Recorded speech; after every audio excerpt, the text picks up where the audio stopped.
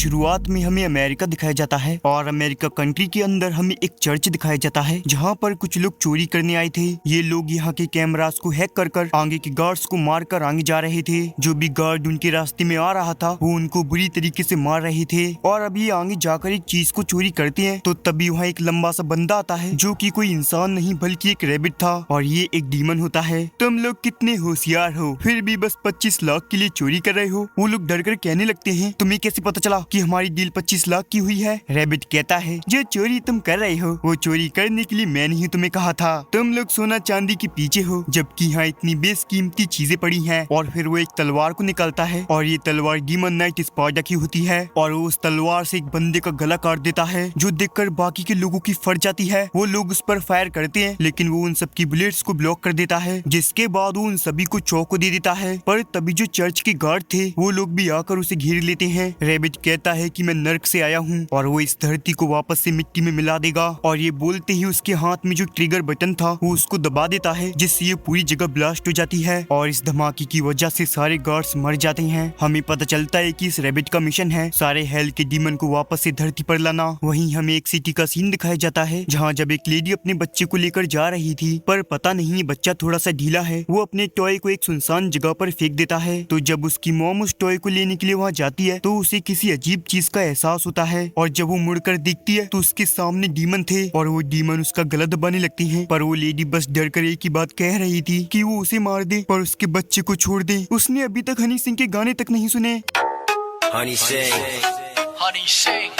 पर वो डीमन नहीं मानते और वो उसका गला दबाकर उसे मारने ही वाले थे कि तभी यहाँ पर एक कूल बंदा आ जाता है जिसका की नाम डांटे है और वो उस डीमन पर अटैक कर देता है। वो डीमन से बहुत खतरनाक फाइट करता है क्योंकि डांटे एक डीमन हंटर है। वो डीमन उसे एक स्क्रैच तक नहीं मार पाते पर वो उन सबको पेल देता है। पहले तो उस लेडी को उससे भी डर लग रहा था पर उसे रियलाइज होता है कि उसने तो उसकी जान बचाई है जिसके लिए वो उसे थैंक यू कहती है। और जब ये लोग बात कर रहे थे तो डांटे को इसके बच्चे में कुछ अजीब महसूस होता है। वो जब उसे देखता है तो वो तो एक प्यारा सा बेबी था पर अगले ही पल ये प्यारा एक डीमन बन जाता है और जो डांटे के गले में नेकलेस था वो उस नेकलेस को चुराने की कोशिश करता है। डांटे उस बच्चे को मारने ही वाला था पर तभी वो लेडी डांटे में अपना पर्स देती है और उस डीमन बच्चे को लेकर वहाँ से भाग जाती है। डांटे भागकर उसे ढूंढने के लिए जाता है पर वो वहाँ से कब की गायब हो चुकी थी। इधर दूसरी तरफ हमें दिखाया जाता है कि चर्च में हुए धमाके के बारे में लोग एक्सप्लेनेशन मांग रहे थे। कुछ पॉलिटिशियन तो ये भी कह रहे थे कि इस धमाके के पीछे रशियंस का हाथ है जिससे अमेरिका की इमेज डाउन हो सके। गाइस यार तुम खुद बताओ रशियन इतने प्यारे होते हैं, क्या वो ये कर सकते हैं? तभी रशियन रेडियो से एक बंदा बोलता है कि इसके पीछे रशिया का हाथ नहीं है, ये डीमन है जो हेल से आई है। पर लोग इसकी बात नहीं सुनते और इसका मजाक उड़ाते हैं। नॉर्मल जनता भी उस पर हंस रही थी क्योंकि ऐसा कुछ हो ही नहीं सकता। जिसके बाद हम दिखते हैं कि व्हाइट हाउस के अंदर एक मीटिंग चल रही थी जहाँ ये फिशर नाम का बंदा कहता है डीमन ने ही हमला किया। इस पर एक बंदा भी यकीन नहीं करता पर वाइस प्रेसिडेंट जो भी आप कह रहे हैं उस पर पूरा विश्वास था। तभी ये बंदा कहता है चलो भी हमें कुछ सबूत तो दो कि ये सब सच है। तभी वो कहते हैं कि मैं इस बात को पक्के तरीके से इसलिए कह रहा हूँ क्योंकि हमें जो चर्च से डीएनए मिला है वो डीमन का ही है। डीमन बिल्कुल इंसानों की तरह होते हैं पर उनका एवोल्यूशन एक अलग जगह पर हुआ था। एक अलग जगह से मेरा मतलब है हेल यानी नर्क। वो हमसे भी काफी ज्यादा ताकतवर होते हैं। डीमन और इंसानों की दुनिया बहुत समय से एग्जिस्ट कर रही है, ये हमको हजारों सालों से पता है। और इसी के बीच एक पोर्टल है जो हजारों सालों से ब्लॉक्ड है पर कभी कभी इन पोर्टल के बीच में से कुछ माइनर सी डिफिकल्टीज होती हैं और इसी वजह से कुछ डीमन ह्यूमन वर्ल्ड में आ जाते हैं। जिसके बाद फिशर अपने बारे में बताता है कि ये एक डार्क कॉम ऑर्गेनाइजेशन में काम करता है जिसको वाइस प्रेसिडेंट ने शुरू किया था इन्हीं सब चीजों के लिए। तभी वहाँ एक बंदा एक सीडी लेकर आता है और इस सीडी में रैबिट की रिकॉर्डिंग थी। वो कह रहा था मैं इस दुनिया में वापस आऊंगा, हेल के डीमन भी वापस आएंगे पर अगर तुम इंसानों को बचना है तो बस तुम्हारे पास एक ही चारा है कि तुम सारे डीमन हंटर्स को जमा करो वरना पोर्टल खुल जाएगा और सारे डीमन वापस आ जाएंगे।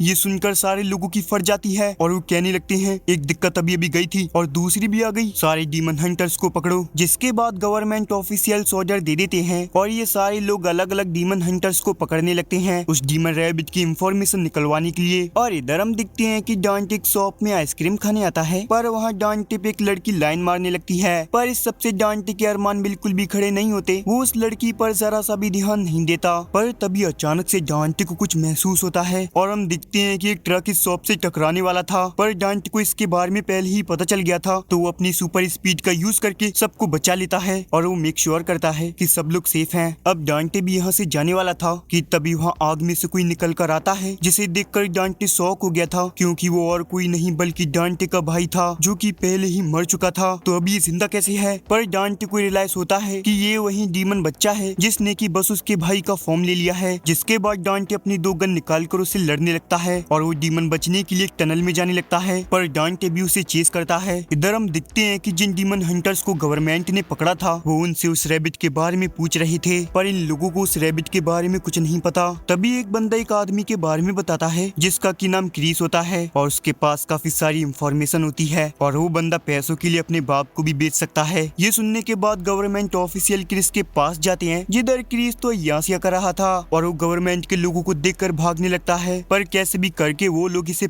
जिसके बाद वो लोग उसे इंटेरोगेशन रूम में ले जाते हैं और उससे रैबिट के बारे में पूछते हैं। तो बताता है कि रैबिट उसके पास फिरौती लेकर आया था कुछ डीमन की, वो पैसे दे रहा था और कह रहा था डांटे अपने दोस्त को बोल कि सारे डीमंस को मरवा दे जिस किसी के बारे में उसने बताया था, और वो ये डांटे को बोल देता है ये सब करने के लिए। और डांटे का नाम सुनते ही ये लोग थोड़ा शॉक हो जाते हैं, क्योंकि शायद से यही वो डीमन हंटर है जिसके बारे में रैबिट बात कर रहा था। उन लोगों को पता चलता है कि डांटे ने 5 मिशन को मजे में ही बीच में छोड़ दिया था, क्योंकि उसे बिल्कुल भी मजा नहीं आ रहा था। तभी हमें फिर से डांटे को दिखाया जाता है जो कि अभी भी उस डीमन से फाइट कर रहा था। वो डीमन उस पर जानलेवा हमला कर रहा था और कह रहा था उसके पास जो नेकलेस है वो उसको दे दे, पर डांटे उसे हट बहन के लोले कहकर मना कर देता है। पर तभी वो डीमन उसे पकड़ लेता है और जबरदस्ती उसके नेकलेस को लेने लगता है, पर इससे डांटे को बहुत ज्यादा गुस्सा आ जाता है, जिस वजह से वो डीमन उसको ज्यादा देर तक कंट्रोल नहीं कर पाता। डांटे उस डीमन को तेजी से मुक्का मारता है जिससे डीमन दूर जाकर गिरता है। डांटे अपने नेकलेस को वापस ले लेता है और अब वो उस डीमन को पूरा खत्म करने ही वाला था, पर तभी वो डीमन एक बैट का फॉर्म ले लेता है और वहाँ से भाग जाता है, जिस वजह से डांटे का पूरा मजा खराब हो गया था। और इधर एंजो उन्हें बता रहा था कि कुछ डीमन की इतनी औकात नहीं होती कि वो इंसानी दुनिया में आ सके, तो वो जादू टोने का इस्तेमाल कर कर इंसानों पर कब्जा करती हैं और खुद डीमन बन जाती हैं। शायद रैबिट उनमें से एक है। पर इधर जो वाइस प्रेसिडेंट होता है वो इसकी इस बकवास को नहीं सुनता, पर जब एंजो को पता चलता है कि वाइस प्रेसिडेंट ने अपने कुछ ऑफिसर्स को रैबिट को ढूंढने के लिए भेजा है, तो वो कहता है कि ये तो तुमने बहुत बड़ी गलती कर दी। और ऐसा ही होता है, रैबिट को ढूंढने के लिए जितने भी लोग गए थे उसने उन सब की मार ली थी, बस एक ऑफिसर को छोड़कर, जिससे वो उसके जरिए उन सबको उनकी औकात दिखा सके। जिसके बाद उस बंदे को होश आ जाता है। फिर वाइस प्रेसिडेंट उसे स्पार्टा की तलवार के बारे में पूछते हैं। एंजो बताता है कि स्पार्टा एक डीमन था, पर डीमन होने के बावजूद भी उसने इंसानों का साथ दिया था। उसने इंसानों को बचाने के लिए डीमंस को धोखा दे दिया और इंसानों की साइड ले ली, जिससे एक बहुत ही बड़ी वॉर चालू हो गई। और उसने इंसानों को बचाने के लिए जो उसकी तलवार थी, जिसकी वजह से ये 2 दुनिया आपस में कनेक्ट करती हैं, उसके पत्थर को उसने 2 टुकड़ों में तोड़ दिया। और रैबिट को यही पत्थर चाहिए जिससे वो उन्हें तलवार से जोड़कर हेल के रास्ते को खोल सके। अब पत्थर का नाम सुनते ही वो लोग देखते हैं कि स्पार्टा की तलवार में एक पत्थर डालने की जगह है, जिसका मतलब पत्थर चाबी है और तलवार ताला है नर्क के दरवाजों को खोलने के लिए। जैसे ही चाबी डलेगी तो दोनों रास्ते खुल जाएंगे और सारे हेल के डीमन इंसानी दुनिया में आ जाएंगे, जिससे सारे डीमन यहाँ आकर इंसानों की ले लेंगे और धरती की फटकर 4 हो जाएगी। प्रेसिडेंट कहता है चिंता मत करो, ऐसा कुछ नहीं होगा, इसलिए तो हमने डार्ककॉम को चालू किया था। तभी वो जो सोल्जर था जो रैबिट से बच गया था, वो कहता है कि उसको शायद पता है कि वो दोनों पत्थर किधर हैं। एक पत्थर रैबिट के पास पहले से ही है और दूसरा पत्थर एक डीमन हंटर के पास है। वो कोशिश करके उस पत्थर को वापस ले लेगा। अब डीमन हंटर सुनते ही वाइस प्रेसिडेंट को लगता है कि डांटे जो एंजो का दोस्त है उसके पास ही दूसरा पत्थर होगा।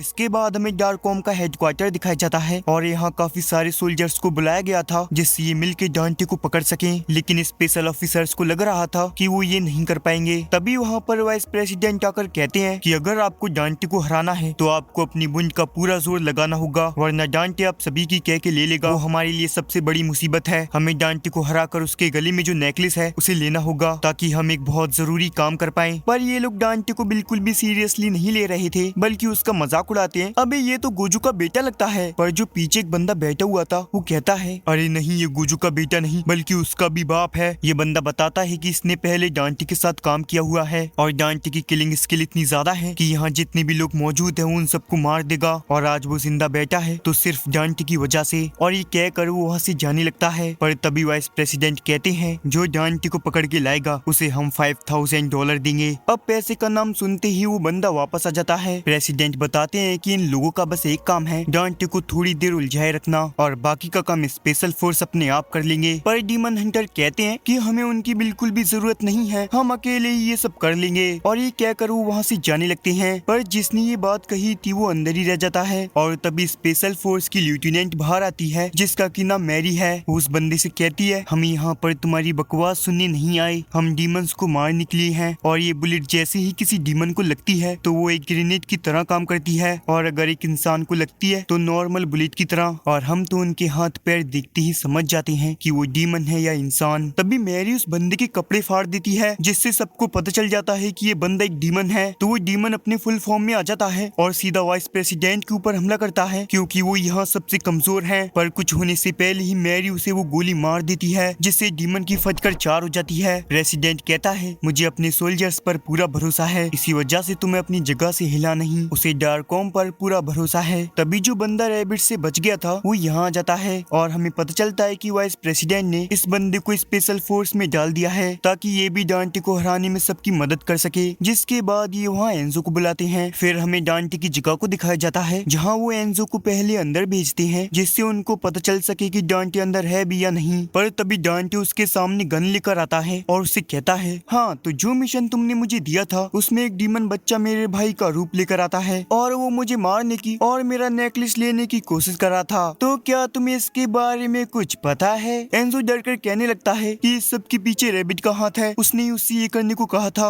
और ये सारी बातें वो नीचे से सुन रहे थे। पर अब डांटे को भी पता चल गया था कि स्पेशल फोर्स उसे मारने के लिए आ रहे हैं। तो एंजो उससे कहने लगता है, डांटे भाई देख, मुझे माफ करना, पर तू टेंशन मत लेना, जब भी तेरे ऊपर मुसीबत आएगी तो तेरा भाई तेरे साथ खड़ा होगा। पर देख की लड़ाई दंगे नहीं होंगे अगर तू उन्हें ये नेकलेस दे देगा तो। पर डांटे इसके लिए साफ साफ मना कर देता है और कहता है कि ये नेकलेस उसकी मॉम की आखिरी निशानी है, और इसके अलावा उसके पास उसकी मॉम से जुड़ी हुई कोई भी चीज नहीं है। वो इस नेकलेस को किसी को भी देने नहीं वाला। और तभी वहाँ खिड़की तोड़ते हुए स्पेशल फोर्स आ जाती है। उनको लगता है कि डांटे आराम से चेयर पे बैठा हुआ है, पर जब वो वहाँ जाकर देखते हैं तो उन्हें पता चलता है कि ये डांटे नहीं है बल्कि एंजो है, यानी डांटे ने उनका काट दिया। और हम दिखते हैं कि डांटे वहाँ छिपा हुआ था और पुल बॉल को थ्रो करके उनके ऊपर अटैक कर देता है, जिससे थोड़े सोल्जर्स वहीं ढेर हो जाते हैं। पर जो बाकी के सोल्जर्स थे उस पर फायरिंग करने लगते हैं, पर डांटे आराम से उनसे बच जाता है और इन्हीं के साइड आकर इनसे मजे लेने लगता है। वो बंदे भी ये देखकर शौक हो जाते हैं कि भाई ये बंदा क्या है। जिसके बाद डांटे अलग अलग ट्रिक का यूज कर तेजी से उन सोल्जर्स को मारते जाता है। डांटे जब इनकी अच्छे से ले लेता है तो एंजो से बताता है कि यहाँ और भी सोल्जर्स आने वाले हैं, पर डांटे को बिल्कुल भी चिंता नहीं थी।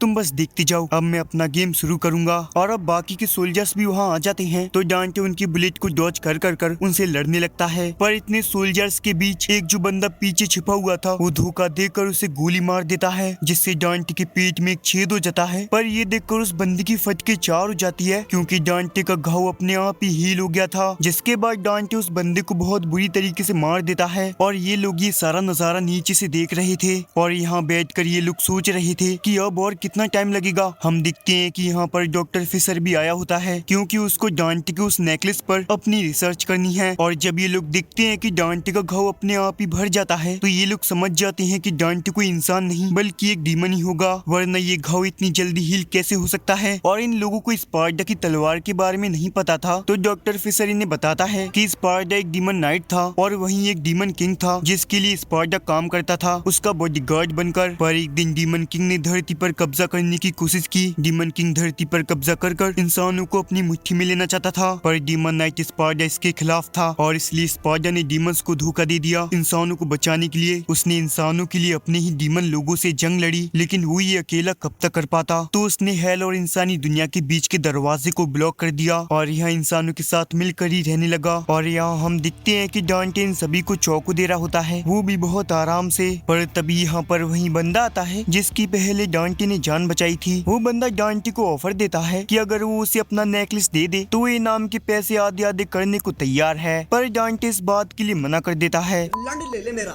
इससे उस बंदे को गुस्सा आ जाता है और वो तेजी से डांटे पर अटैक कर देता है, पर डांटे अपनी जगह से बिल्कुल भी नहीं हिलता और उल्टा उसको ही जोर से मुक्का मारता है, जिससे वो बंदा दीवार में घुस गया था। इधर वैन में वो बंदा बैठकर अपनी फैमिली की फोटोज देख रहा था, वो उनके लिए ही ये काम करता है। दूसरी तरफ मैरी डिसाइड करती है कि वो खुद अंदर जाकर डांटे से फाइट करके वो नेकलेस लेके आएगी, और वो थोड़ी हवाबाजी करते हुए डायरेक्ट विंडो को तोड़कर अंदर जाती है। पर डांटे मैरी को बाकी लोगों की तरह हल्के में ले रहा था। पर तभी मैरी उस पर गन चलाती है जिससे उसे थोड़ी चोट लगती है, पर उसका निशाना डांटे था ही नहीं। उसका निशाना तो वो नेकलेस है और मैरी डांटे को चकमा देकर उसका नेकलेस ले लेती है और डांटे कुछ कर पाता उससे पहले वो स्मोक बॉम्ब का यूज करके वहाँ से निकल जाती है। डांटे को पता चल जाता है कि उसका नेकलेस जा चुका है, पर वो ऐसे ही चुपचाप नहीं बैठ सकता। वो अपनी गन उठाकर उसके पीछे जाने लगता है। दूसरी तरफ हम दिखते हैं कि मैरी यहाँ से भाग रही थी, पर तभी वो दिखती है कि डांटे उसके साइड में आ चुका है और डांटे के स्पेशल ऑफिसर से भी तेज भागता है और वो आगे जाकर उस पर गन पॉइंट कर देता है। पर मैरी बंदर की तरह उछल जाती है और वहीं स्पेशल बुलेट से उस पर फायर करती है। वो गोली डांटे को जैसे ही लगती है वो फट जाती है। मैरी उस पर गन पॉइंट करके कहती है, मुझे तुम्हारी असलियत पता है कि तुम एक डीमन हो। अब ये कैसी बकवास है। तभी मैरी उसकी शर्ट फाड़ देती है और वो दिखती है कि डांटे तो बस एक इंसान है। डांटे कहता है, ओ तो कैसी लगी मेरी बॉडी, तुम चाहो तो इसका यूज मैं तुम पर कर सकता हूँ, पर बेड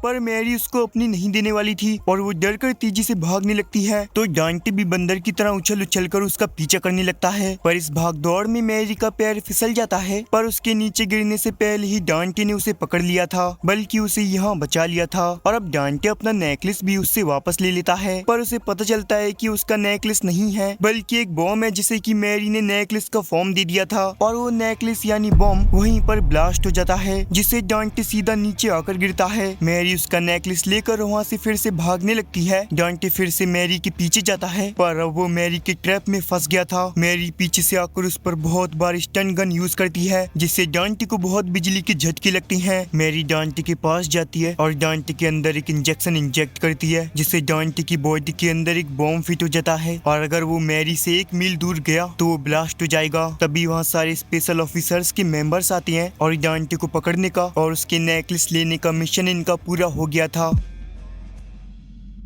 और इसी बीच हमें मैरी का पास्ट दिखाया जाता है, जहां उसको बचपन से ही डीमंस को मारने का शौक था और वो बचपन से ही डीमंस को मारने वाली गेम्स खेला करती थी। और जब वो अपने पेरेंट्स के साथ कहीं जा रही थी तो अंडरग्राउंड टनल में उन्हें एक डीमन दिखता है और वो डीमन उन सबको मारने के लिए अपने असली रूप में आ जाता है। पहले तो मैरी को लग रहा था कि वो अपनी टॉय गन से उसे मार सकती है, पर थोड़ी ही देर में उसे अपनी औकात पता चल चुकी थी। उसकी मॉम जल्दी से उसे बचाने के लिए जाती है, पर उनसे पहले ही वो ट्रेन आकर उस डीमन को उड़ा देती है, जिस वजह से ये लोग बच जाते हैं। पर ये सब देखकर मैरी के डैड तो अपनी जगह से हिले भी नहीं थे, उसकी बुरी तरीके से फट चुकी थी। इस एक्सीडेंट के बाद मैरी के फादर कहते हैं कि उनकी रिसर्च कामयाब हो गई, डीमंस यहाँ सच में आने वाले हैं, जल्द ही दोनों दुनिया के दरवाजे खुल जाएंगे, इसलिए उन्हें ताकतवर होना पड़ेगा। पर उसकी इस बकवास को सुनकर उसकी बीवी गुस्सा हो जाती है। वो कहती है कि तुम क्या ही करोगे, तुम तो टनल में भी हमें नहीं बचा पाए थे। और ये सब मैरी पीछे छिपकर देख रही थी और इसी एक्सीडेंट के बाद से मैरी को डीमन से नफरत होने लगी। वो ठान लेती है कि वो डीमंस को खत्म कर देगी। अब प्रेजेंट में हमें वहीं ट्रक दिखाया जाता है जिसमें वो लोग डांटे को ले जा रहे थे। डांटे बार बार कह रहा था कि उसे यहाँ से जाने दे वरना बिल्कुल भी अच्छा नहीं होगा। वहीं मैरी भी उसकी बात सुन सकती है क्योंकि अंदर एक माइक्रोफोन लगा हुआ है, पर इस सब के बावजूद भी वो उसे इग्नोर कर देती है और अपने न्यू वेपन को टेस्ट करने लगती है। वहीं डॉक्टर उस नेकलेस के बारे में जांच कर रहा था और इससे एक अलग टाइप की रीडिंग आ रही थी और इसी से क्वांटम बॉल खुल सकती है। तो वो कहते हैं कि क्यों ना हम इस नेकलेस को नष्ट कर दें। डॉक्टर कहता है, अरे पागल हो गया क्या, अगर हमने ऐसा किया तो दोनों दुनिया के एल लग जाएंगे। अभी देखो हमें नहीं पता कि क्या हो सकता है, तो हम इस नेकलेस को ऐसे ही रहने देते हैं। वहीं डांटे यहाँ से निकलने की कोशिश कर रहा था, पर ये हथकड़ियाँ बहुत ही मजबूत थीं। पर तभी उसकी नजर उसके उस जूते के पिन पर पड़ती है, तो वो उसके लिए एंजो को बोलता है, पर एंजो को बिल्कुल भी कुछ समझ नहीं आ रहा था। और थोड़ी बकलोली के बाद एंजो समझ जाता है कि डांटे आखिर क्या कहना चाहता है और वो दोनों बिल्कुल भी बात नहीं कर रहे थे। तो मैरी को भी समझ नहीं आता कि वो दोनों क्या प्लानिंग कर रहे हैं। तो वो एक बटन दबा देती है जिससे अंदर बहुत सारी फायर आ जाती है, जिस वजह से डांटे के कपड़े में आग लग गई थी, पर अपनी घिस घिस के वो उसे बुझा देता है। तभी वो बंदा बोलता है कि अगर तुम ऐसा कुछ करने वाली हो तो मुझे पहले ही बता दिया करो। तो मैरी उसे बताती है कि टेंशन मत लो, डांटे हमारे पूरे कंट्रोल के अंदर है और उसने उस इंजेक्शन से उसके अंदर एक बॉम्ब लगा दिया था। तो अगर वो मैरी से 1 मील दूर जाने की कोशिश करता है तो अपने आप ही वो बॉम्ब ब्लास्ट हो जाएगा वहीं एंजो उस पिन को निकाल लेता है। इधर डॉक्टर फिशर समझ नहीं पा रहा था कि नेकलेस अचानक से अलग तरह की रीडिंग देने क्यों लग गया है और ऐसा क्यों हो रहा है, ये हमें आगे पता चलने वाला है। जिसके बाद वाइस प्रेसिडेंट इन लोगों से कनेक्ट करते हैं और वो कहते हैं कि उन्हें डांटे से बात करनी है, उन्हें डांटे को जिंदा रखना होगा। मैरी को बिल्कुल भी समझ नहीं आ रहा था कि आखिर आपको उस डीमन से क्या बात करनी है। फिर प्रेसिडेंट डांटे से बात करने लगती है तो डांटे कहता है, पहले तो सुनो यार, मैं बिल्कुल भी एक डीमन नहीं हूँ, मैं 100% एक इंसान हूँ। वो कहते हैं कि तुम इंसान हो और तुम्हारी मॉम भी इंसान है, पर तुम्हारे पापा जी के बारे में क्या, तुम्हारे डैड के बारे में हमें कोई भी इंफॉर्मेशन नहीं मिली है। डांटे कहता है कि मैंने अपने डैड को कभी भी नहीं देखा था, पर मैं पूरा मेक श्योर हूँ कि वो एक इंसान थे। मैरी वाइस प्रेसिडेंट से कहती है कि सर आप इससे बात क्यों कर रहे हैं, ये एक डीमन है और इसे तो तुरंत मार देना चाहिए। मैरी, तुम्हारी नफरत एक तरफ और इंसानियत की जंग एक तरफ, और इसके पास तो इतनी ताकत है कि अकेले ही जंग का रुख बदल सकता है। भले ही तुम उससे कितनी भी नफरत करती हो, पर हम ऐसे हथियार को पीछे नहीं छोड़ सकते। पर सर ये एक डीमन है और आप एक डीमन को मारने के लिए एक डीमन की मदद करोगे। प्रेसिडेंट कहते हैं कि इस समय कोई डीमन हो या इंसान हो, मुझे इस सबसे फर्क नहीं पड़ता, हमें बस उसकी मदद चाहिए। अब ट्रैफिक की वजह से इन लोगों को रुकना पड़ता है और उस बंदे को कुछ अजीब लग रहा था।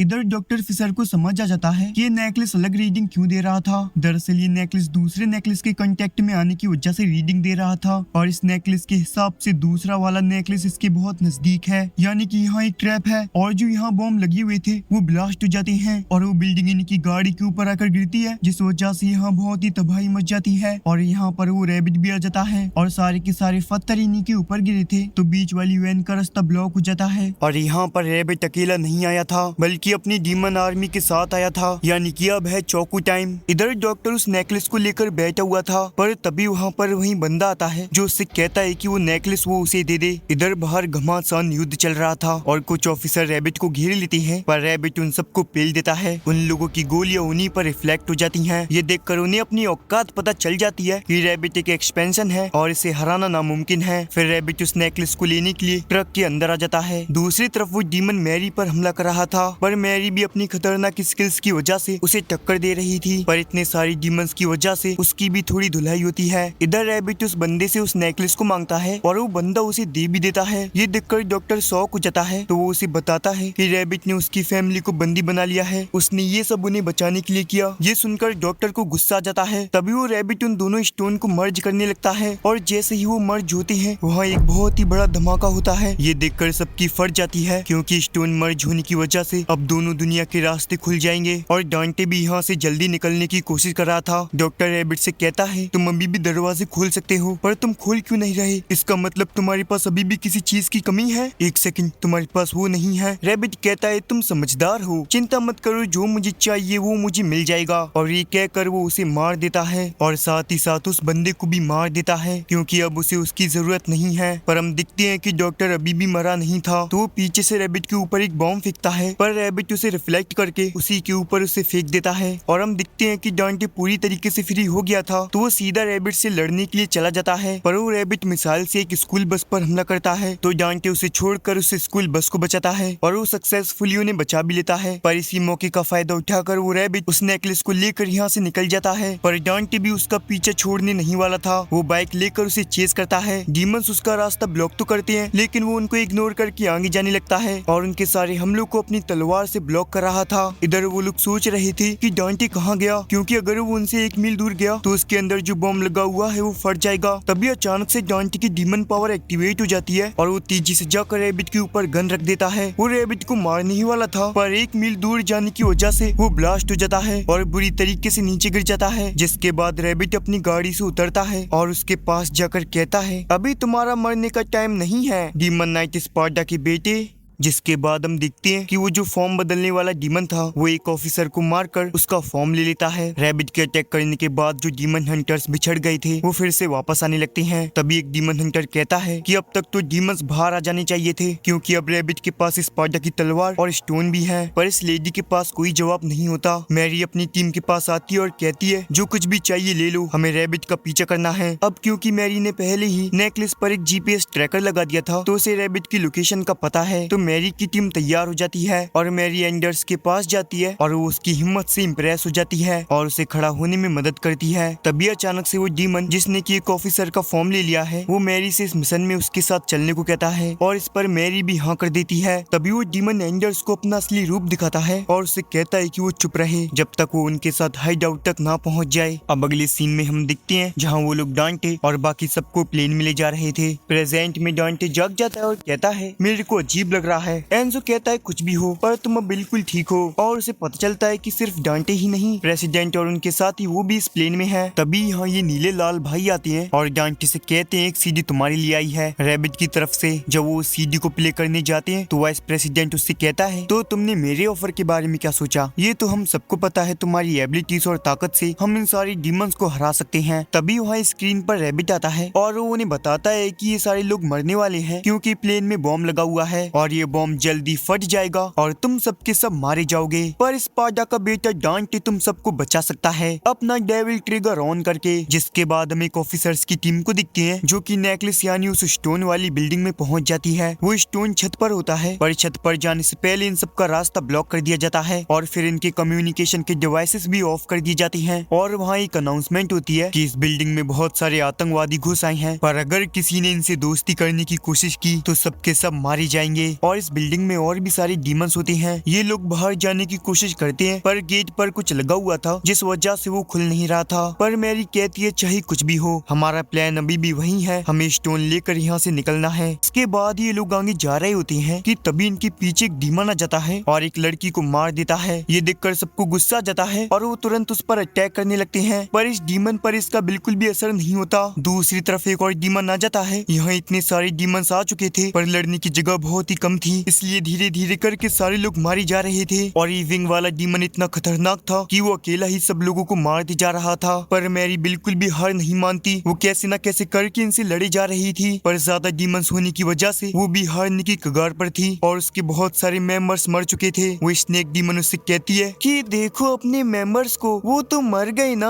तो तुम भी क्यों नहीं मर जाती। पर मैरी को पता है कि ये मरने का नहीं बल्कि चौको टाइम है। वो इनसे किसी तरह से बचकर लिफ्ट के अंदर जाकर यहाँ से निकल जाती है और लिफ्ट के जरिए ऊपर वाले फ्लोर पर चली जाती है। मैरी ऊपर जाते जाते अभी भी अपने मरे हुए मेंबर्स के बारे में सोच रही थी। आगे जाते जाते मैरी का पैर एक लेजर पर लग जाता है जिसकी वजह से वहाँ एक गैस लीक हो जाती है। इधर हम दिखते हैं जहाँ रैबिट कहता है तुम डीमन नाइट स्पाइडर के बेटे हो, तुम्हारे अंदर डीमन ब्लड है और इस बात में कोई शक नहीं कि तुम्हारे पास हीलिंग एबिलिटीज हैं, तुम्हारे अंदर लड़ने की ताकत है और तुम्हारे अंदर वही गंदा खून है इंसानों को बचाने का। तुम्हारा बाप एक नंबर का कायर था, इंसानों के लिए भले ही वो एक देवता होगा पर हम डीमंस के लिए वो एक कायर है। और वो डांटे के डैड को बहुत गालियां देता है क्योंकि उसके डैड ने इंसानों की साइड ली थी और डीमंस को धोखा दिया था। अब ये सारी बातें डांटे सुन रहा था पर उसे समझ नहीं आ रहा था कि यहाँ क्या हो रहा है और ये डेविल ट्रिगर क्या है। एंजो कहता है कि मुझे हमेशा से ये लगता तो था पर ये सच कैसे हो सकता है। और हम दिखते हैं कि इस डीमन के पास उस बॉम्ब का ट्रिगर था जो इस प्लेन में लगा हुआ है और ये कहता है कि अगर डांटे अपना डेविल ट्रिगर ऑन नहीं करेगा तो सारे लोग मारे जाएंगे। पर एंजो यहाँ बहुत ही खुश हो रहा था क्योंकि उसका जो डांटे दोस्त है वो डीमन नाइट स्पाइडर का बेटा है। पर डांटे कहता है कि मैं स्पाइडर का बेटा नहीं हूँ और स्पाइडर बस एक झूठ है। पर वो डीमन उसे स्पाइडर की स्टोरी बताते हैं और प्रेसिडेंट भी उसको बताते हैं कि स्पाइडर सच है। जिसके बाद डीमन उसे उकसाने लगते हैं ताकि वो उनसे फाइट करे। डांटे कहता है कि उसे डेविल फॉर्म में जाने की जरूरत नहीं है, मैं तुम्हें ऐसे ही हरा सकता हूँ। इस पर ब्लू डीमन उसका मजाक उड़ाता है और उससे कहता है कि जब तुम्हारा भाई और तुम्हारी माँ मरे थे तब तुम उन्हें बचाने के लिए कुछ नहीं कर पाए थे। डांटे कहता है कि जब मैं बच्चा था तो मैं कुछ नहीं कर सकता था और डांटे उनकी कैद से फ्री हो जाता है और कहता है कि अब सिचुएशन अलग है।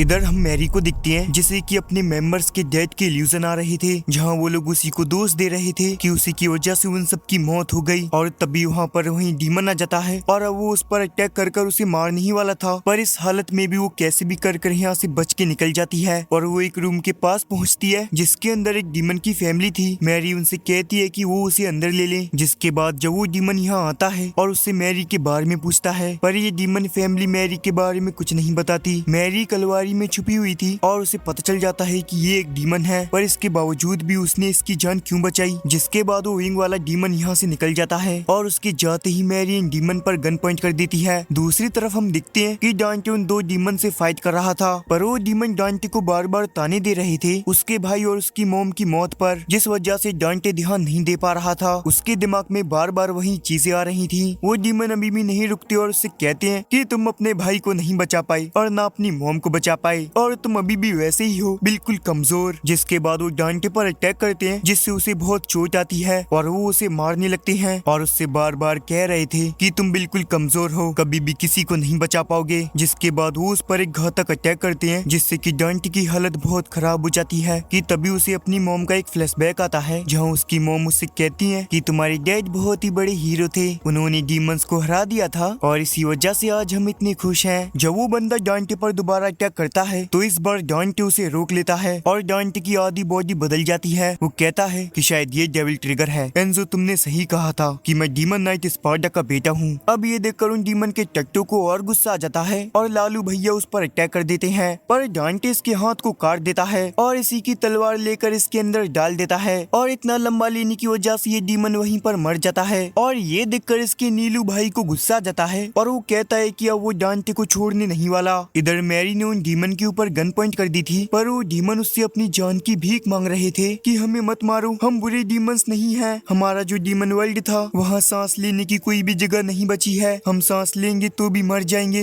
और वो बताता है कि वहाँ पर हम डीमंस के लिए कोई भी जगह नहीं है, बस ऊंची क्लास वाले डीमंस ही वहाँ रह सकते हैं जिसके पास उस पॉइजन गैस को रोकने की शक्ति है। और हम 1 साल पहले ही यहाँ आए थे जब रैबिट ने वो डिवाइस लाया था, और अगर हम वो डिवाइस यूज नहीं करते तो हमारा बच्चा 1 साल के अंदर ही मारा जाता। हम बस अपने और अपने बच्चों के लिए बेटर फ्यूचर देखने के लिए यहाँ आए थे। मैरी समझ जाती है कि इन सारे डीमंस को यहाँ जबरदस्ती लाया गया है, पर वो उनसे कहती है कि मुझे एक ही चीज सिखाई गई है, डीमंस पर भरोसा मत करना और जैसे ही वो दिखे उन्हें मार देना। पर तुमने मेरी जान बचाई है तो इस बार मैं यहाँ से जा रही हूँ। इधर नीला डीमन गुस्से में डांटे से कहता है, डांटे मैं तेरी तरह नहीं हूँ जो अपने भाई की मौत पर चुप हो जाऊं। और वो उस बॉम्ब के बटन को दबा देता है, जिससे ये पूरा प्लेन ब्लास्ट हो जाता है और जितने भी लोग प्लेन में थे वो तेजी से नीचे गिरने लगते हैं।